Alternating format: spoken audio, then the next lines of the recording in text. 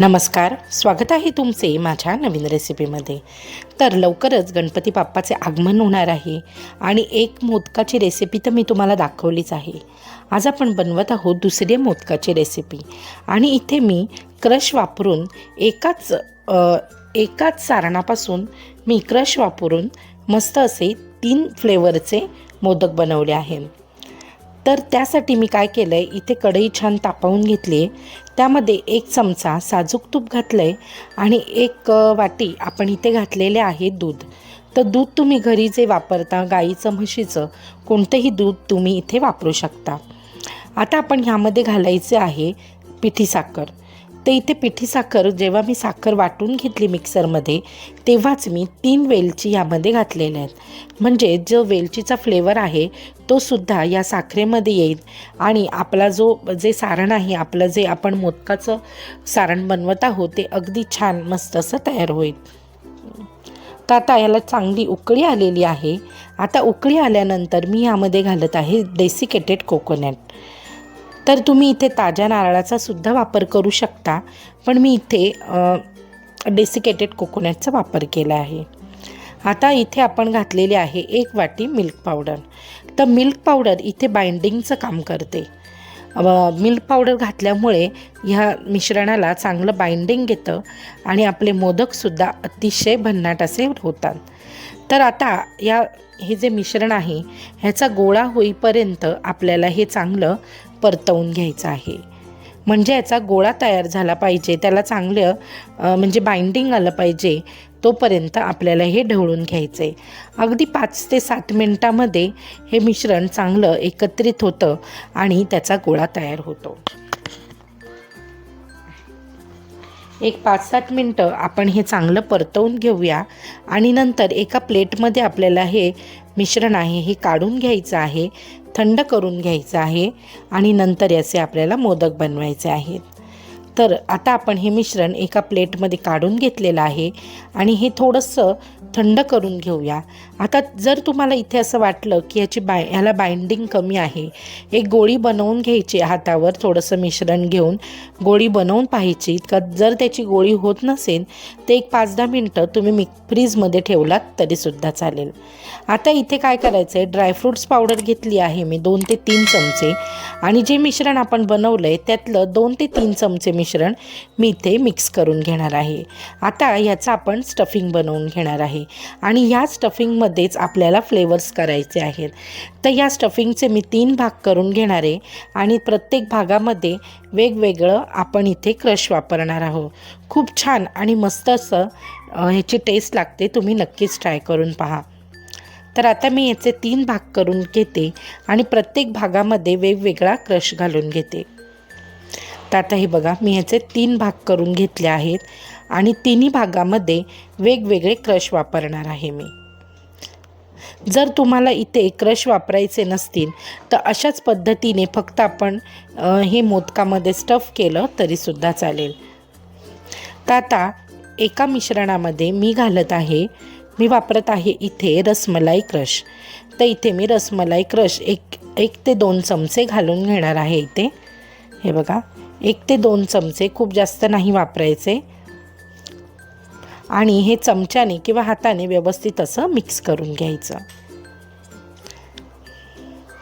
हे बघा, आता हे जे आहे सारण जे बनवलेलं आहे हे आपल्याला मोदक जेव्हा बनवू तेव्हा त्यामध्ये हे स्टफ करून घ्यायचं आहे. आता आपण दुसरा आपण बाजूला गोळी करून घेतली आहे त्यामध्ये मी वापरत आहे स्ट्रॉबेरी क्रश. आता तुम्ही इथे पायनॅपल, मिक्स फ्रूट तुम्हाला जे हवं असेल ते क्रश वापरू शकता. बटरस्कॉच पण तुम्ही इथे वापरू शकता. बटरस्कॉचचा फ्लेवर पण खूप सुंदर लागतो. आता आपण हे चमच्याने अशा पद्धतीने मिक्स करून घेतलेलं आहे. हे बघा, छान असं मिक्स करून घेतलेलं आहे. आता आपण जे अजून एक मिश्रण साईडला वेगळं करून घेतलेलं त्यामध्ये आपण घालणार आहोत मँगो क्रश. तर इथे मी 1 चमचाभर मँगो क्रश घालून घेणार आहे. खूप छान आणि भन्नाट असे ही सगळे जे क्रश वापरून जे आपण मोदक बनवणार आहोत हे खूप छान आणि मस्त असे लागतात. काहीतरी वेगळं म्हणजे आपण वेगळं मुलांना आरतीच्या वेळेला मुलांना प्रसादासाठी किंवा अशा म्हणजे बाप्पासमोर ठेवण्यासाठी कलरफुल असे हे मोदक बाप्पाला नक्कीच आवडतील. आपण वेगवेगळ्या कलरचे मोदक किंवा वेगवेगळ्या फ्लेवरचे मोदक आपण बाप्पाला पुड्यामध्ये असं ठेवू शकतो. तर आता मी जो आपण मिश्रण बनवलेलं त्याचे 3 भाग करून घेतलेत आणि प्रत्येक भागामध्ये वेगवेगळा रंग घालून घेतला आहे. आता स्ट्रॉबेरी फ्लेवरसाठी मी इथे घातलेला आहे पिंक कलर, मँगो फ्लेवरसाठी मी घातलेला आहे ऑरेंज कलर आणि आपण जे रसमलाई फ्लेवर बनवणार आहोत त्यासाठी मी घातलेला आहे येल्लो कलर. आता आपण काय करायचं आहे, याचा एक गोळा बनवून घ्यायचा आहे लिंबापेक्षा थोडासा मोठा आणि आपल्या साच्याला तूप लावून घ्यायचं आहे आणि तूप लावलेल्या ह्या साच्यामध्ये आपल्याला हा गोळा भरून घ्यायचा आहे. आणि आता इथे मी मँगो फ्लेवरचं जे स्टफिंग बनवून ठेवलं होतं ते स्टफिंग मी इथे वापरलेलं आहे. आता ज्या फ्लेवरचं आपल्याला मोदक बनवायचा आहे तसा रंग घेऊन आपण हे मोदक बनवून घ्यायचे आहे. हलक्या हाताने आपल्याला हे दाबून घ्यायचं आहे आणि अलगद हाताने आपल्याला हे उघडून घ्यायचं आहे. जर तुम्हाला असं वाटलं की याला बाइंडिंग खूप कमी आहे तर तुम्ही हे एक 10-15 मिनटं फ्रीजमध्ये ठेवून द्यायचं, म्हणजे त्याला थोडासा चिकटपणा येतो आणि बाइंडिंग छान असं तयार होतं. आणि प्रत्येक वेळेला साचा जेव्हा वापरू तेव्हा बोटाने आपल्याला या साच्याला थोडंसं तूप लावून घ्यायचं आहे, जेणेकरून आपलं जे मिश्रण आहे हे साच्याला चिटकणार नाही. हे बघा, आता मी दुसरा मोदक बनवताना सुद्धा बोटाने आधी साच्याला पूर्ण असं तूप लावून घेते आणि नंतर मी दुसरा मोदक बनवायला घेते. तर इथे बघा मी अशा पद्धतीने लिंबापेक्षा मोठा असा गोळा आतमध्ये घातलेला आहे. नंतर थोडासा खड्डा करून त्यामध्ये आपण घातलेला आहे जे स्टफिंग आहे, म्हणजे आता इथे मी रसमलाईचं स्टफिंग भरलेलं आहे, कारण पिवळ्या कलरचा मी इथे गोळा वापरलेला आहे. आणि हलक्या हाताने आता मी हे उघडून घेणार आहे आणि तयार आहे आपला रसमलाईचा मोदक. खूप छान आणि मस्त असे हे मोदक तयार होतात. बाप्पाच्या पुढ्यात ठेवण्यासाठी असे हे रंगीबिरंगी मोदक बाप्पाला नक्कीच आवडतील. तुम्हीसुद्धा अशा पद्धतीने नक्की ट्राय करा. अजून जर तुम्ही माझ्या चॅनलला सबस्क्राईब केलं नसेल तर चॅनलला पहिले सबस्क्राईब करून घ्या. बेल आयकॉन दाबायला विसरू नका, जेणेकरून मी अपलोड केलेल्या रेसिपीचे नोटिफिकेशन सर्वात आधी तुम्हाला मिळेल.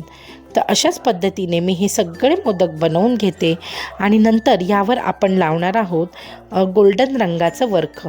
गोल्डन वर्क किंवा सिल्वर वर्क जे तुम्हाला हवं असेल ते तुम्ही इथे लावून घेऊ शकता. तर आता मी हे सगळे मोदक बनवून घेतलेले आहेत आणि मस्त छान असे हे मोदक तयार झालेले आहेत. तुम्हाला हवं असेल तर तुम्ही इथे गुलाबाच्या पाकळ्यासुद्धा लावू शकता किंवा सिल्वर गोल्डन वर्कसुद्धा लावू शकता, जसं तुम्हाला आवडेल. आता मी हे सगळे मोदक बनवून घेतलेत वेगवेगळ्या फ्लेवरचे आणि छान कलरफुल असे हे मोदक तयार झालेले आहेत आणि ह्यावर मी लावून घेते गोल्डन वर्क. आता जर तुम्हाला सिल्वर वर्क लावायचं असेल तर सिल्वर वर्क लावू शकता. माझ्याकडे गोल्डन वर्क होतं म्हणून मी इथे गोल्डन वर्कचा वापर करते. तुम्ही इथे सिल्वर वर्क लावलं किंवा अगदी गुलाबाच्या पाकळ्या लावल्या किंवा थोडंसं ड्रायफ्रूट्स लावलेत तरीसुद्धा खूप छान दिसणार आहे. आणि मस्त असे आपले हे मोदक तयार झाले आहेत. आणि अजून कोणत्या मोदकाच्या रेसिपी हव्या असतील तर मला कमेंटमध्ये सांगायला विसरू नका. आता पुन्हा आपण भेटूया आपल्या पुढच्या व्हिडिओमध्ये आणि पुढच्या नवीन रेसिपीमध्ये.